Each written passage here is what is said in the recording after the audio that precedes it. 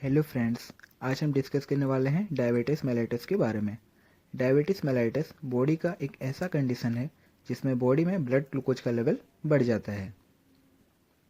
Glucose हमारे body में ऐसे फ्यूल वर्क करता है, मतलब यह बॉडी को ऊर्जा प्रदान करता है।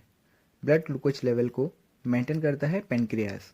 पेनक्रियास में से दो एंजाइम सीक्रेट होते हैं, एक है ग्लाइकोजन और एक है इंसुलिन।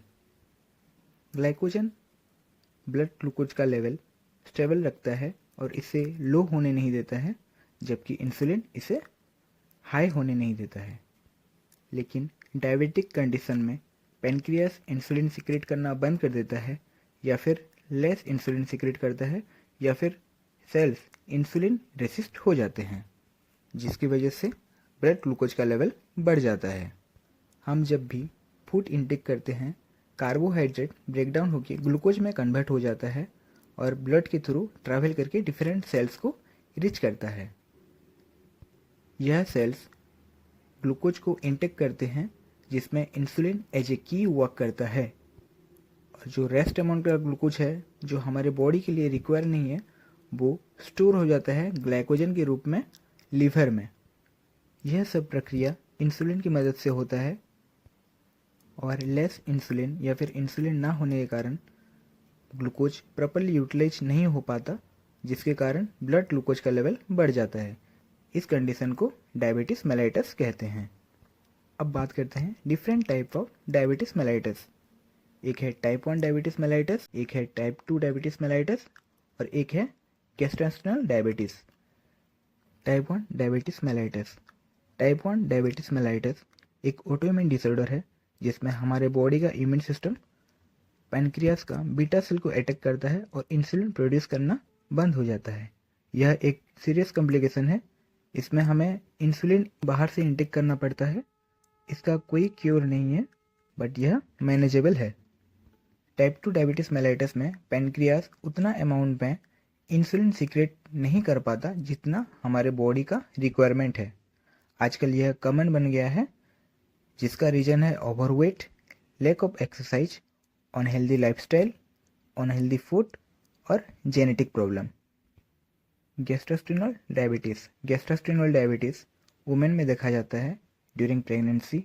यह एक ऐसा कंडीशन है जिसमें ब्लड शुगर का लेवल बढ़ जाता है without previous history of diabetes. Symptoms क्या है डायबिटीज़ मेलाइटस का? एक है प्यास लगना, excess, normal weight loss, excess urine, fatigue, जख्म जल्दी ना भरना, फंगस इन्फेक्शन, और पाँव में सूजन जैसा महसूस होना। Complications of diabetes mellitus. Diabetes mellitus आजकल बहुत कॉमन है, लेकिन इसको प्रॉपर केयर नहीं करने से ये सीरियस कॉम्प्लिकेशंस क्रिएट कर सकता है, जैसे कि kidney disease, blindness, heart stroke, nerve damage, high blood pressure और diabetes coma. Diagnosis of diabetes. FBS. FBS यानी कि फास्टिंग ब्लड शुगर टेस्ट। इसमें पेशेंट को 8 आवर का फास्टिंग एडवाइस किया जाता है। मॉर्निंग सैंपल कलेक्शन करके उसमें से प्लाज्मा या फिर सीरम को निकाल के हम टेस्ट लगाते हैं। इसका नॉर्मल रेंज है 70 to 110 मिलीग्राम पर decilitre. RBS, random blood sugar test.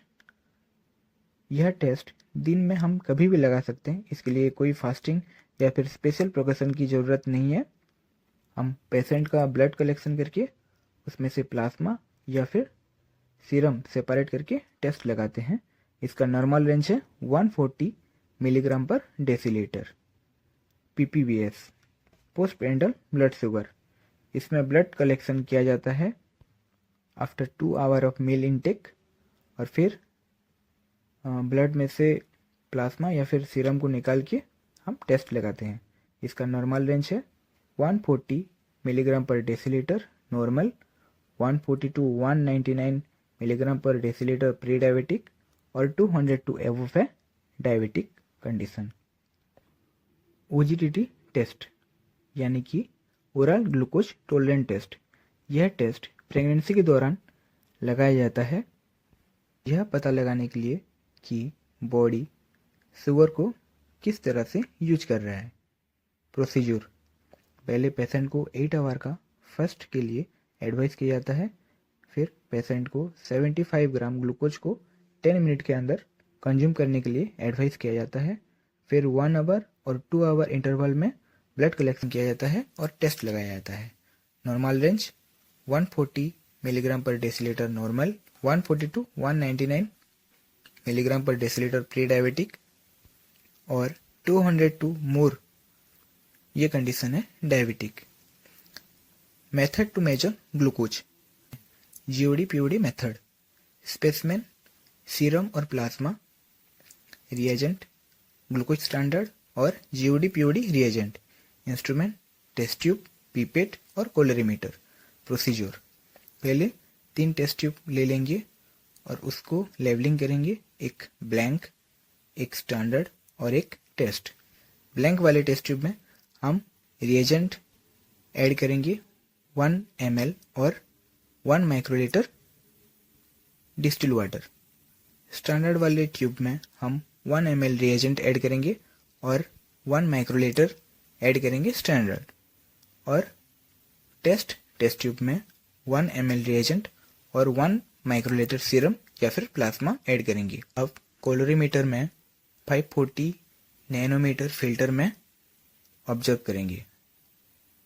Glucose concentration measurement का फॉर्मूला है absorb of test divided by absorb of standard into 100। HbA1c test, HbA1c test को ग्लाइकोलेटेड हीमोग्लोबिन टेस्ट भी कहा जाता है। इसके जरिए हम 3 मंथ्स का ब्लड ग्लूकोज लेवल मॉनिटर कर सकते हैं। हम पहले जितने टेस्ट के बारे में बात कर चुके हैं यह इन सब से अलग है।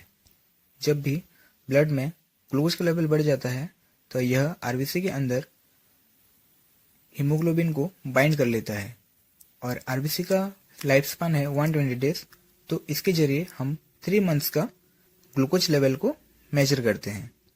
यह मेनली मेडिकेशन, जो भी डायबिटिक के लिए मेडिकेशन चल रहा है वही मेडिकेशन का इफेक्टिवनेस को चेक करने के लिए या फिर इवेल्युएट करने के लिए किया जाता है। होल ब्लड का जरूरत पड़ता है और इसके लिए कोई भी स्पेशल प्रिकॉशन का जरूरत नहीं है।